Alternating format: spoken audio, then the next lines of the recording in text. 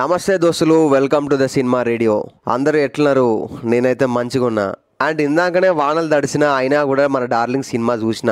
Actually darling అనగానే మన అందరికి ప్రభాస్ అన్న గుర్తుకొస్తాడు. మొన్ననే కల్కి బ్లాక్ బస్టర్తో 1000 కోట్లను క్రాస్ చేసి ఇండస్ట్రీని షేక్ చేసిండు.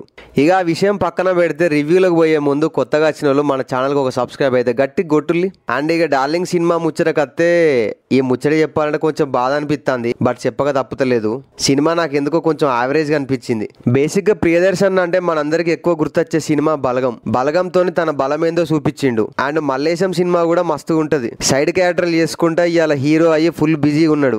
సినిమా మీద సినిమాలు చేస్తాడు. ఆయన ఒక అద్భుతమైన యాక్టర్, అందులో ఏ డౌట్ లేదు. అందులో ఒక సినిమా డార్లింగ్ సినిమా మరీ వరెస్ట్ గా కూడా ఏం లేదు, అలా అని సూపర్ గా కూడా ఏం లేదు, పర్లేదు అనిపించింది. యాక్చువల్లీ సినిమా లెంత్ వచ్చేసి 2 hours 40 minutes, బట్ 5 hours చూసిన ఫీలింగ్ అనిపిస్తుంది. సినిమా ఓపెనింగ్ లోనే ఒక లైన్ ఉంటది, ఆర్ట్ సినిమాల హీరోను బ్లాక్ బస్టర్ పడాలని. బట్ సినిమా చూసినప్పుడు మాత్రం ఇంకో సినిమా చాయిస్ లేక చేసినట్టే అనిపించింది.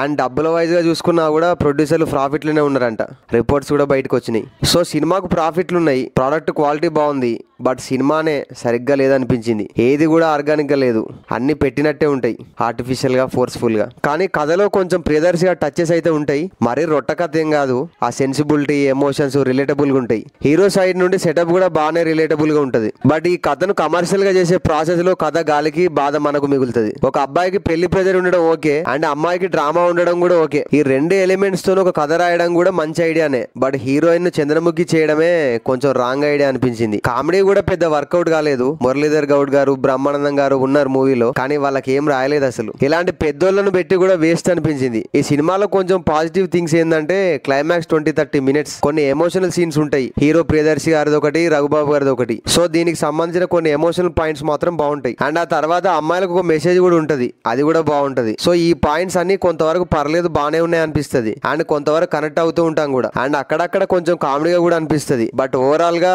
పెద్ద కామెడీ అయితే ఉండదు, ఎంటర్టైన్మెంట్ డోస్ అయితే తక్కువే ఉంటది. మిగతా పోర్షన్స్ అన్ని కూడా కొంచెం డల్ గానే పోతాయి. బేసిక్ గా సామాజ వర్గమన సినిమా ఉంది శ్రీ విష్ణు గారిది, అది కూడా కామెడీ లైనే. ఇద్దరు ప్రేమించుకుంటారు, వాళ్ళిద్దరు ఒకనొక స్టేజ్ కి వచ్చేసరికి ఇద్దరు అన్న చెల్లెలుగా మారే సిచ్యువేషన్ వస్తుంది. బట్ ఆ ఒక్క లైన్ తోనే కాకుండా వేరే రకంగా కూడా అల్టిమేట్ కామెడీ యాడ్ చేశారు. అందుకే అది బ్లాక్ బస్టర్ అయింది, మనల్ని కడుపుబ్బ నవ్వించింది. బట్ ఈ సినిమాకి వచ్చేసరికి కామెడీ లైన్ తీసుకున్నారు కానీ కామెడీనే యాడ్ చేయలేదు. యాక్చువల్లీ ఆ లైన్ లో కామెడీ ట్రాక్స్ తో కొంచెం నింపితే సినిమా ఇంకోలా ఉండేది అనిపించింది. అండ్ బేసిక్ స్టోరీ లైన్ వచ్చేసి అపరిచితులు బేస్ మీద రన్ అవుతుంది. మొత్తం సినిమా కూడా హీరోయిన్ చుట్టే తిరుగుతుంది. అండ్ హీరోయిన్ రకరకాలుగా పర్ఫార్మ్ చేస్తూ ఉంటది. బట్ ఆ పర్ఫార్మెన్స్ చూస్తే కాంచనాలో రాఘవ లారెన్స్ గారి పర్ఫార్మెన్స్ గుర్తొచ్చింది. సేమ్ మ్యాచ్ తీసి దింపినట్టుంటది. అది ఏంటి, ఎందుకు అలా చేస్తా అనేది మీకు సినిమా చూస్తే అర్థమవుతుంది. కాంచన, అపరిచితుడు, నానిగారు ప్రొడ్యూస్ చేసిన ఆ ఫిలిం ని మిక్సీలో వేసి బయటకు తీసుకొచ్చిన సినిమా డార్లింగ్ సినిమా అనిపిస్తుంది. Actually basic concept is good, but execution is bad అనిపించింది. ఏం చేస్తాం, ఇక అలా జరిగిపోయింది. మరి ప్రియదర్శనకు హిట్ వస్తుంది అనుకున్నా, కానీ ఇట్లా ఫట్ అయిపోయింది మరి. బట్ అన్న యాక్టింగ్ మాత్రం మంచిగా ఉన్నది.